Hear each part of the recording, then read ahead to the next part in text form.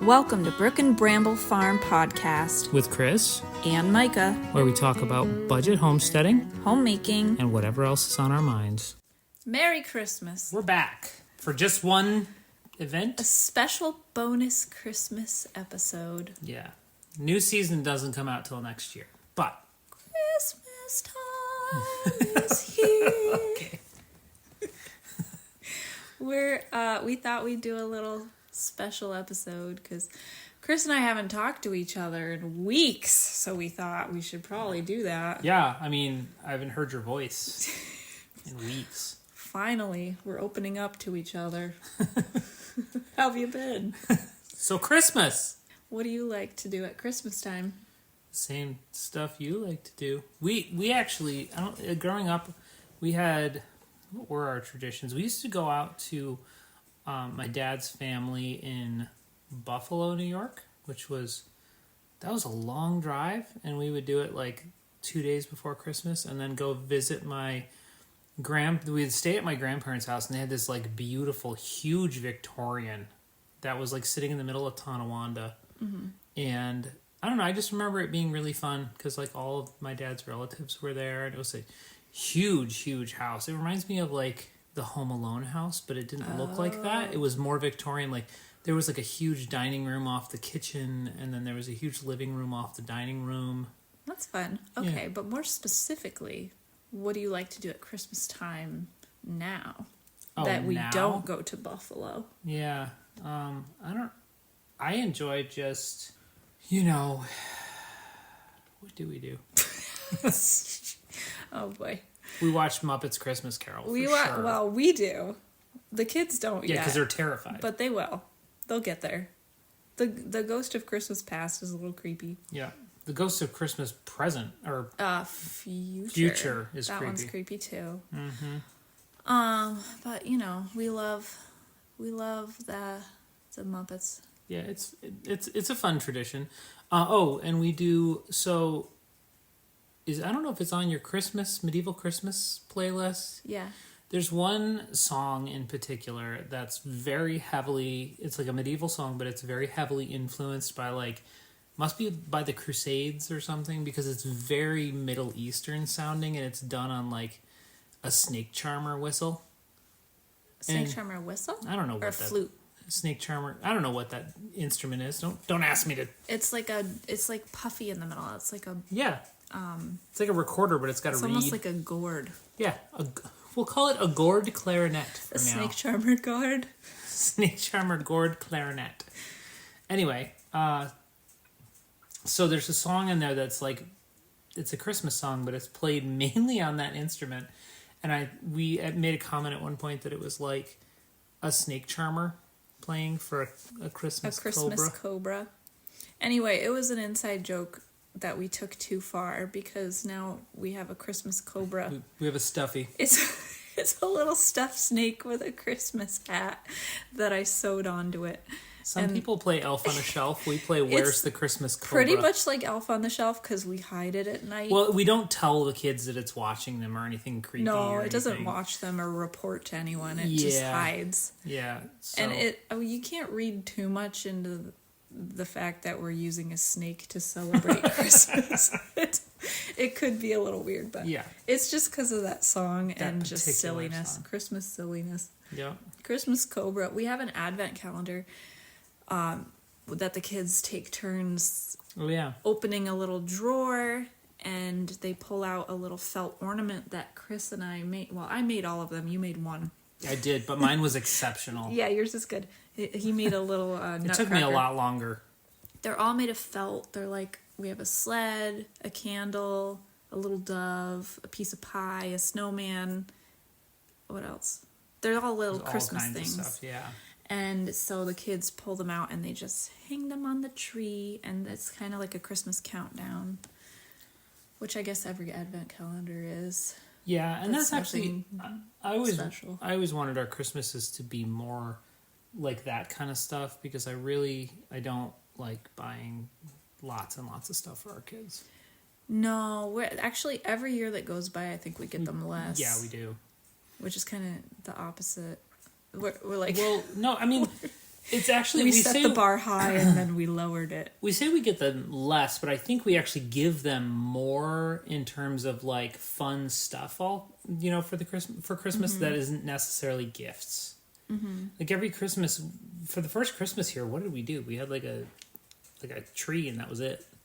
Yeah. And now we're doing like the advent calendar and the little tree, and we do a lot more decorations now, kind of natural. I didn't decorate at all at our old house. Yeah, it wasn't worth it. No, it was like silk purse of a sow's hat. It was sow's hat from a Apple silk... doesn't fall far from the... Chicken? Pig? Something. Yeah, silk purse from a sow's ear. Yeah, you couldn't make that house look nice. Mm-hmm. I think mainly because of its location. No, it was so dark. Well, there's that, and too. And the, like, grungy carpet and stuff. Yeah, there wasn't much you could do with that house to make Christmas cheer. If someone wanted to make that house cute and spent a lot of money, they could. Yeah, I don't even know if you'd need to spend a lot of money. I think you would need to spend a huge amount. You'd have to be very adept. If that was a house that we wanted to live in for a long time, I would have made it cuter. Well, there's that, and really, if we'd had the time, like if you were able to put 5 hours a day and you didn't need to live in that house, yeah, we could have made it cute. Yeah, you could gut that whole house and make it look really nice. If you could DIY it, it wouldn't be that expensive. But Christmas, it is for sale now too. Wait, really? Our old house, yeah. She didn't want to stay there? No, the lady who bought it must have put it up for sale. I don't know if it's sold yet. So if anyone is interested in the Washington County area, our old house is for sale. I'm not going to tell you where it is. I don't recommend it. Unless you're like a ultimate DIYer. Well, you can't DIY your neighbors. Oh, that's true. Yeah. I mean, there's some good neighbors, but then there's there's ones you maybe wouldn't want. Yeah, plus it's right across from what used to be a bar, and I assume at some point someone's going to be like, hey, you know what we should do is make a bar out of that place. It's I don't know what it is, like bars fail 5 times, and the 6th time someone's like, I'm really going to make it work, and they buy it and make it into a bar. I'm going to try a new Christmas tradition this year where the kids sleep in the living room on Christmas night, like under the tree with all their new presents and stuff. Do you think they can be trusted? Do you think Agnes can be trusted? Trusted to what? To sleep in the living room? Yeah, without tinkering with her No, presents. I mean like the night, like Christmas night after they open everything. Oh, gotcha. And they'll be like, do you think they'll actually sleep with all their new toys out there? Yeah, I think it'll be fun. Okay. I have high hopes. Okay. We'll see how that goes. We don't even have sleeping bags. We're gonna have to set them up a little mattress out here. Yeah, it'll be like a big sleepover party. We'll put mattresses and blankets and pillows and stuff on the floor. Okay. I think it'll be fun. It'll be so fun. It'll be so fun. So fun. I don't know where this episode is going, but we know where we've been. You know what? Not only is Christmas coming, but the end of the year is coming. Yeah, we're going into 2026, and we're going in strong. I didn't really have big goals for 2025, but somehow it still let me down. Really? I feel like I got a lot done in 2025. I'm going to be happy to see it go. It wasn't my favorite. We got ceiling beams in 2025. Uh-huh. Some of them. Uh-huh. Yeah.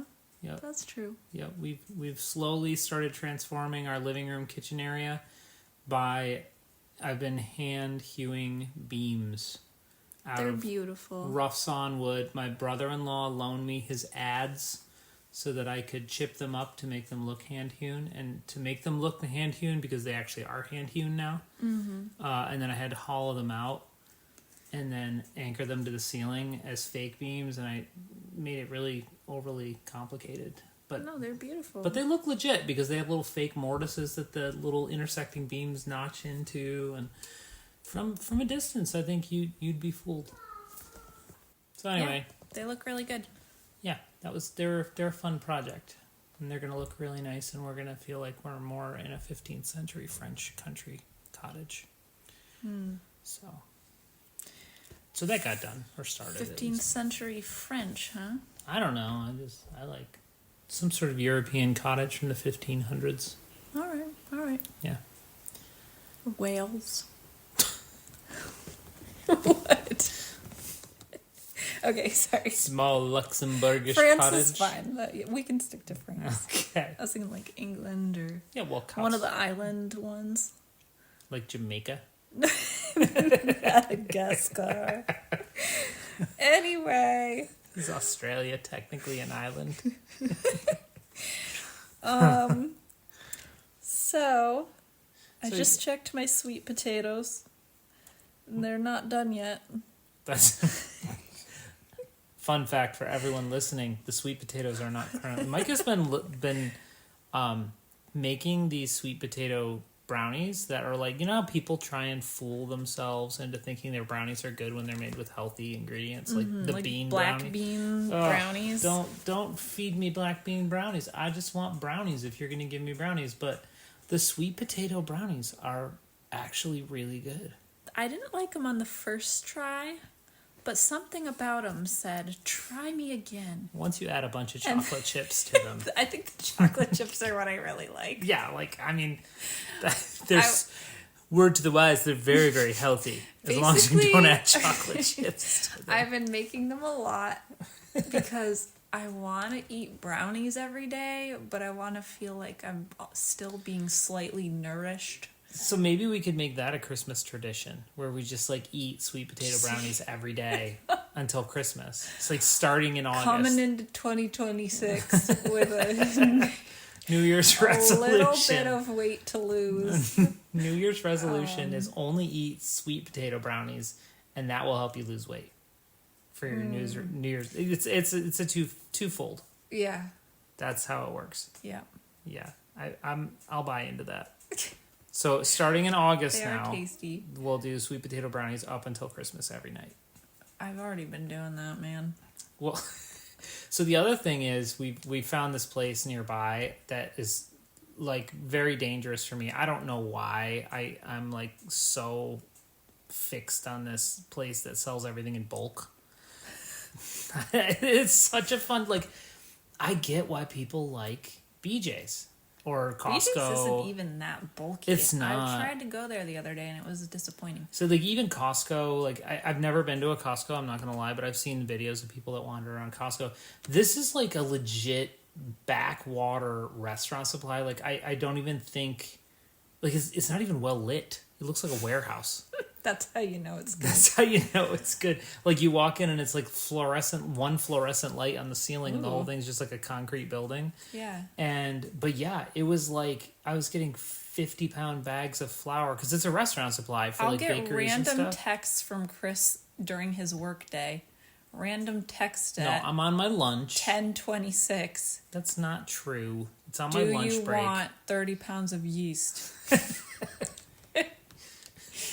Dry active? Dry active or instant. Yeah. Because and it wasn't 30 pounds. I think it's 5 pounds. What was the other ones? How much molasses? Oh, yeah. There's 5-gallon buckets of molasses. They had blackstrap and golden. Yeah. I prefer the golden because it's not as harsh as the blackstrap, but Micah likes the blackstrap. But they had 5-gallon buckets of that. 30 or 50 pounds of chocolate chips. Yeah. Those are expensive, though.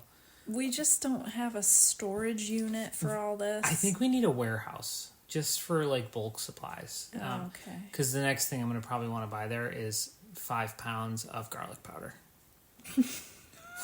And onion powder. And maybe 5 gallons of vanilla extract. Wow. I do like garlic flavoring. And a gallon of... Oh, I did get you a half-gallon of maple syrup today at a really, really good price. Yes, I'm excited about that. We live in upstate New York, and so New York is actually a huge producer of maple syrup. Yeah, and we have maple trees. We do. We've attempted to make syrup from our own property. I grew up making syrup. My dad owned a sugar bush that had 600 taps, and so I grew up doing that. And I've wanted to do it. It's just very time consuming, and having a place to boil the sap is hard. Yeah, you can't really do it inside or no. Your ceilings will get everything gets sticky and gross, and your humidity in your house goes through the roof and causes mold and stuff. So you really need to have a sugar house.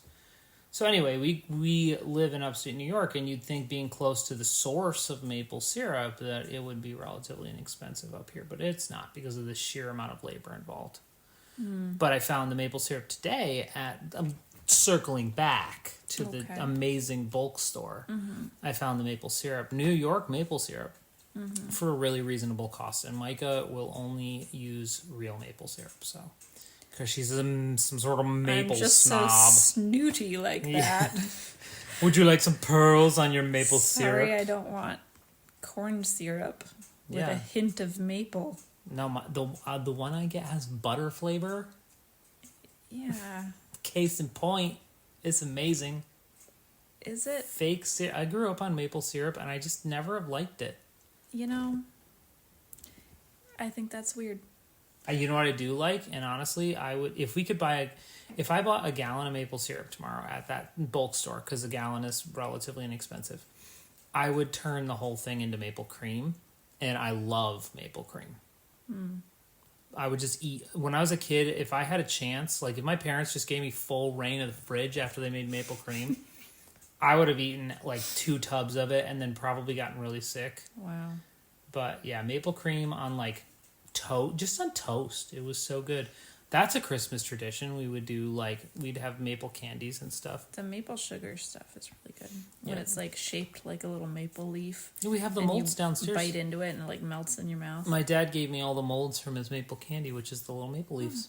Cute. We should do that. Why don't we do that for Christmas? Because it's more expensive than buying gifts. No, it's not more expensive. It's time consuming. A comment I'm getting from a lot of people on that homemade Christmas reel. That it's more work and more expensive. It is not more expensive. It's so not more expensive. Well, I mean, if you're gonna buy your family gifts from the dollar store, sure.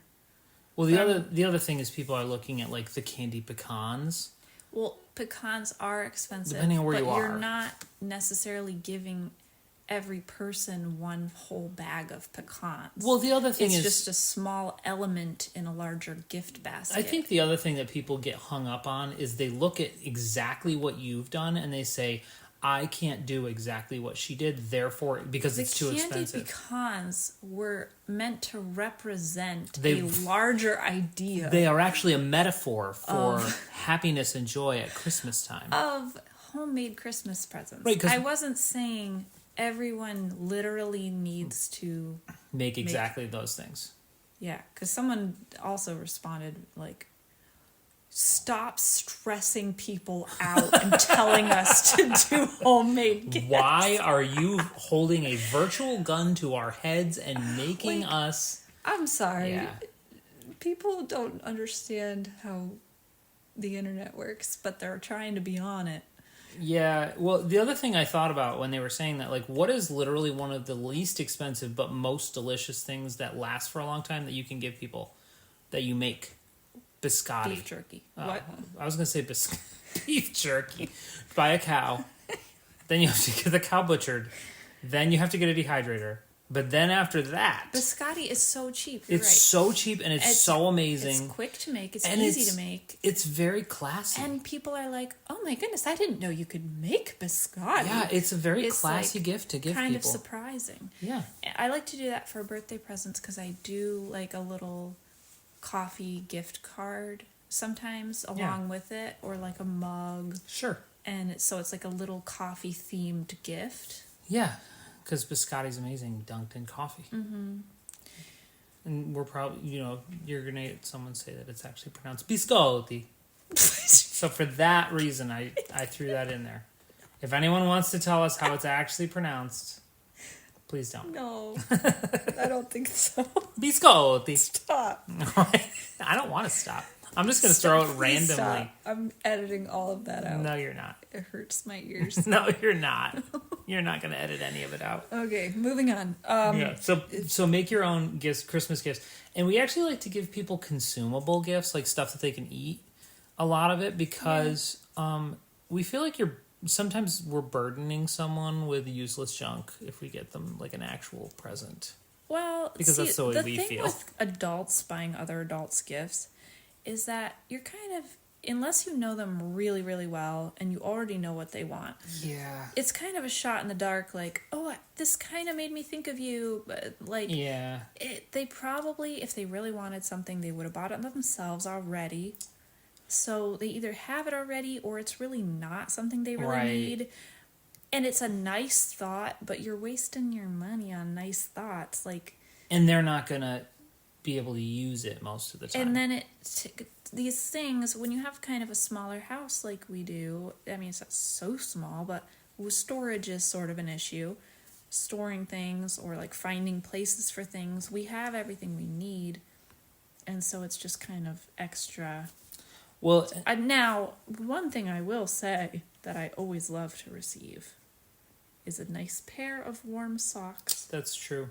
I can never have too many Christmas socks. Yeah, I let's say exception for clothing, because I go through clothes like crazy. Clothes, I think that goes along with like consumable gifts. Yeah, it's that's like a consumable. Practical, yeah, I'm okay with practical gifts. Let's say that. We'll say practical gifts, not or like, last year I got like a little notebook, like a journal. Right.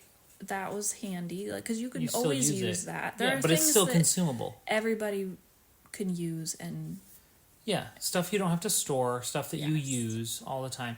But that comes back to my other gifting no-no, which is buying someone gifts for a hobby that they are really into, if you don't know anything about it. Oh.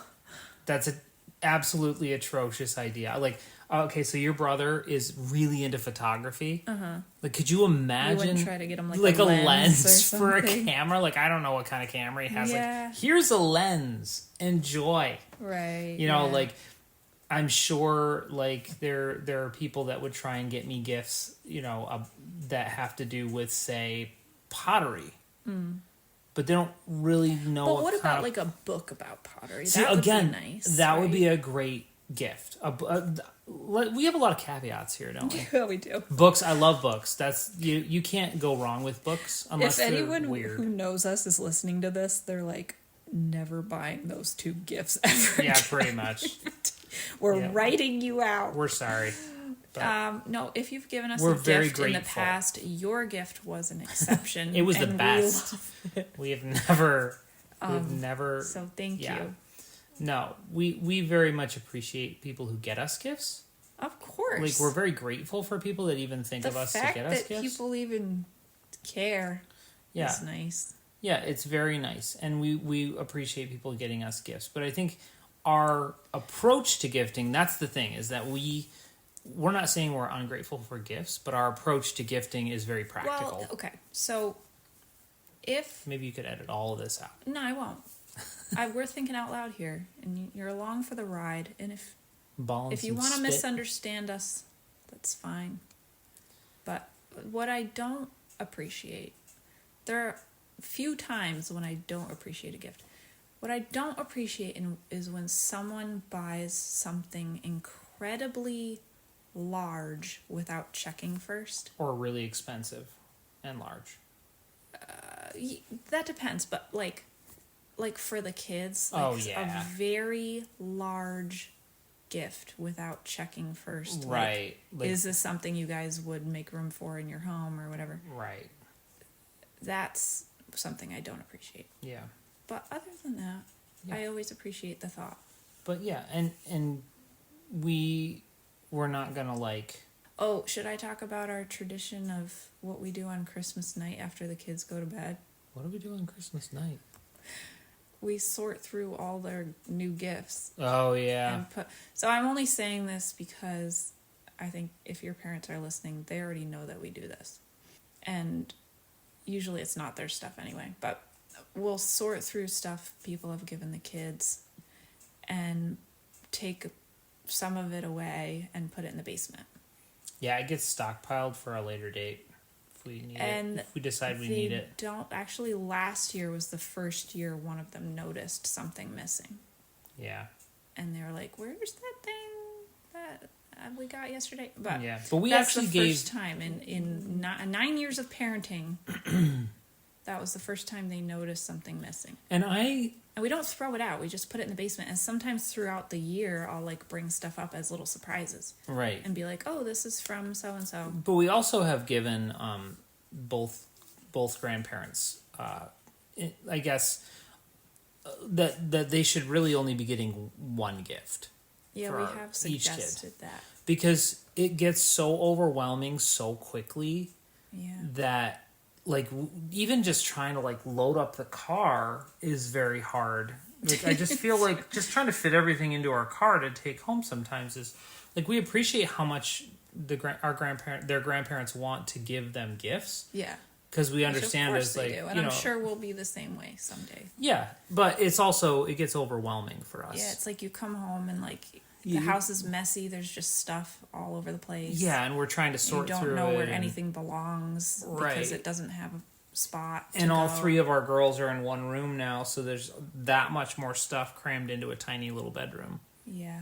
So, and again, handmade stuff that was our rule was one bought gift, if that's what you were going to do, and then unlimited handmade stuff. Yeah, because we're big fans of that. We're big fans of handmade, and we know for sure that neither grandparents own like a textile factory.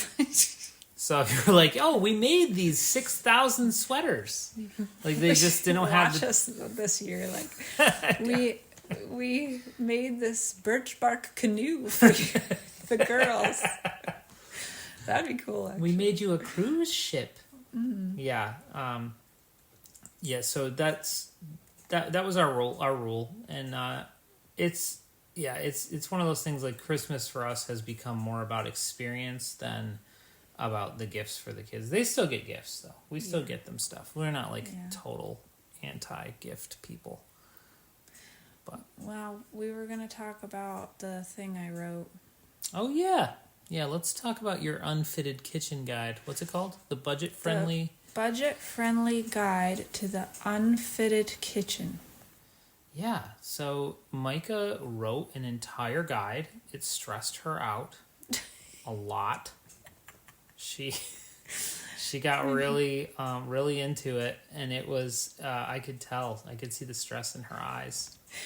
It was just like there was a lot of things going on at the same time. But she really wanted to get it done. I wanted to put it out before the end of the year. That was the one, yeah, so you could say 2025, I wrote a book. Yeah. And you did. I just felt like it needed to be out in December because in January, everybody's like, my resolution is to not spend any more money because they just spent everything in December on Christmas. Yeah, or the resolution is like, I'm not going to read any more books until I've read all the books on my shelf. Yeah. I will not have another book. Anyway, maybe that's not even real, but in my head it felt important. Plus I think you could end the year on a high note. I launched it, and I didn't plan to do this, but it just ended up being done and ready to launch on Black Friday. And I think that was actually a mistake because I ended up launching it, sent out a group email. No one bought it. I sold 2 copies, but like I'd kind of built it up in my head to be like, I know that, like, because we had so many people sign up for the emails about it and stuff. I was like, oh, people are really interested. So I thought it was going to do better on the launch day, and that was my bad because it sold 2 copies, and I got really upset. I was like, what? I spent so long making this, and nobody actually wants it. Yeah. It felt like a big, huge waste of my time. Yeah, but it wasn't, and we're actually working now on a physical copy, which is going to be really fun. I'm basically, if no one buys that but me, I'm going to buy it, and I'm going to keep a copy of your book because I want to like it. I think it's cool to like actually see your work become printed. Yeah, it is, and I'm to like have like a professionally bound. It's going to be soft cover. One thing you may not know about me, is that not you. You probably already knew this.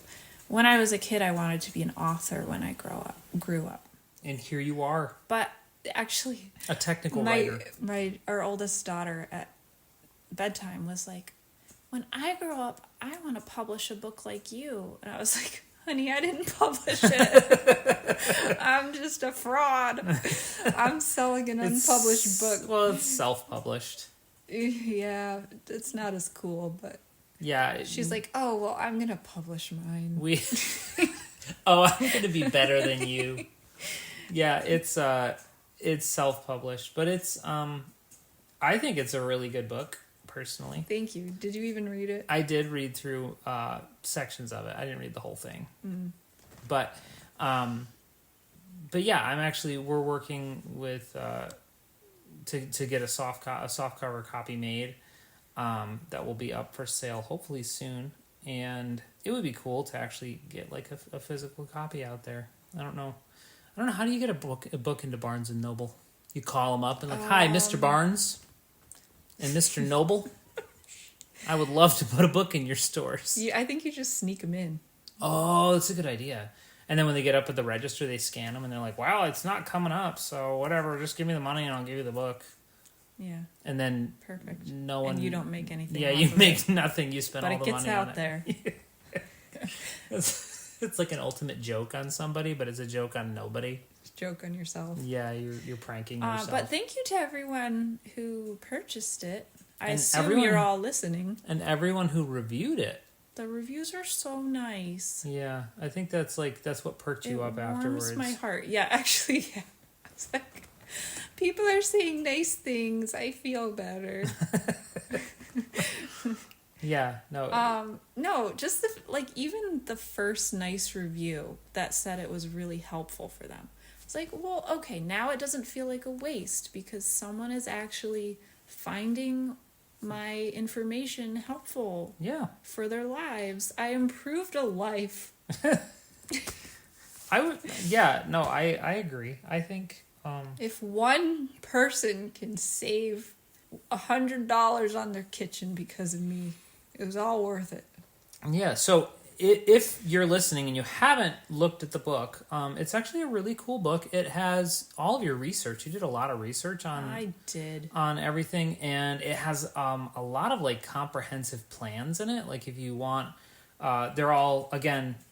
I think some people were confused that the book was like how to make your kitchen look like ours. Yeah, no, you don't need to do that. But it's a general like how to create an unfitted kitchen if you don't already have a fitted kitchen or you want to go unfitted.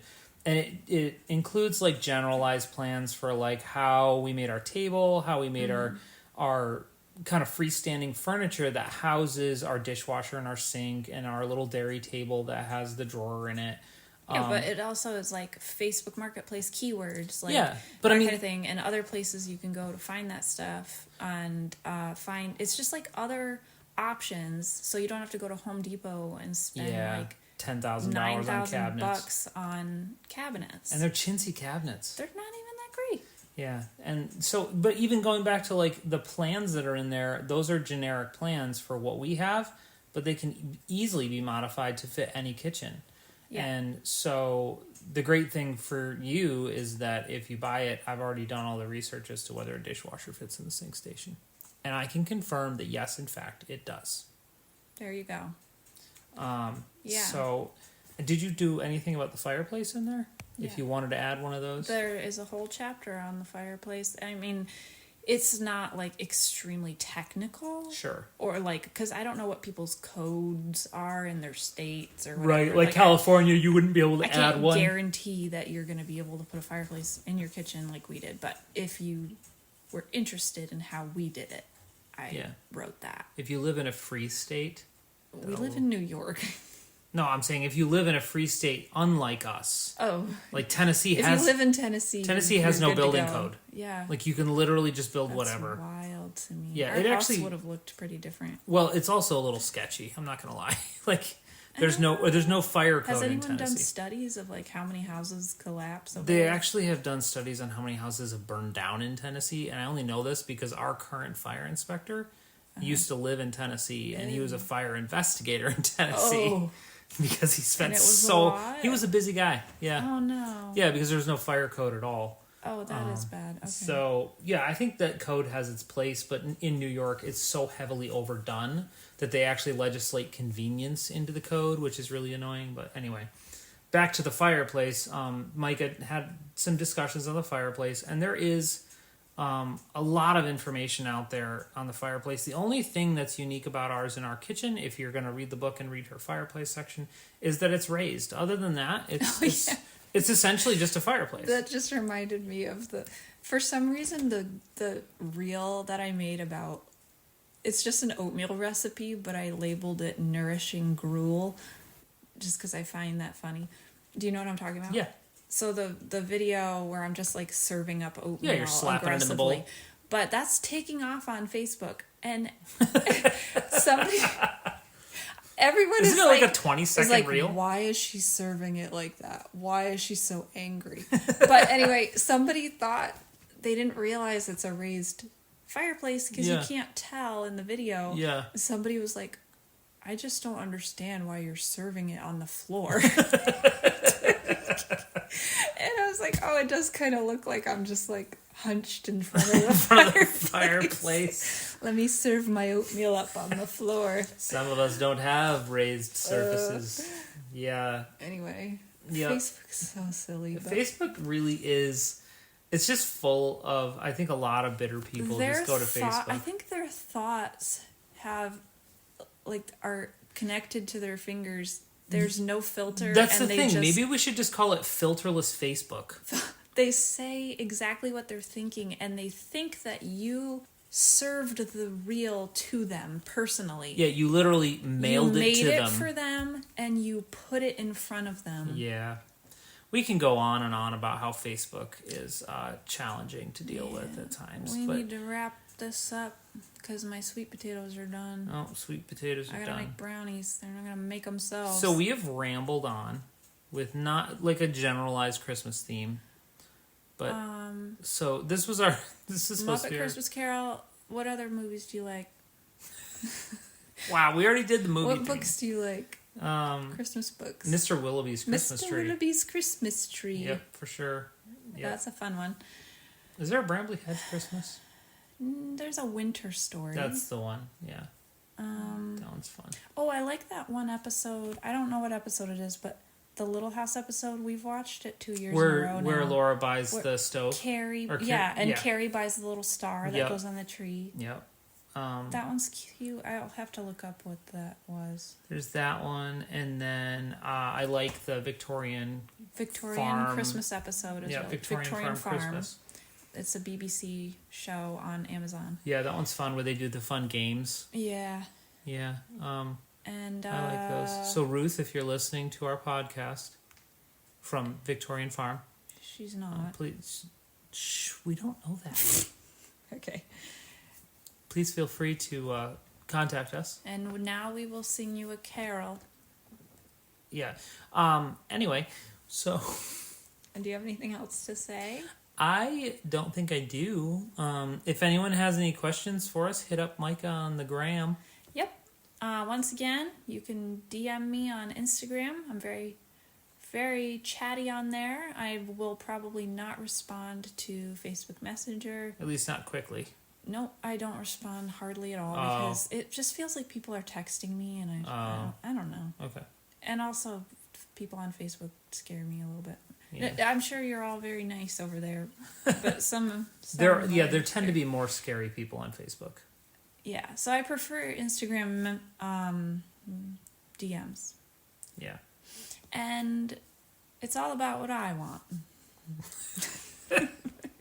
Anyway. So on that selfless Christmas note, have a great night or Good day. Night and Merry Christmas. Merry Christmas to everyone. God bless us, everyone. And no cheeses for us Mises.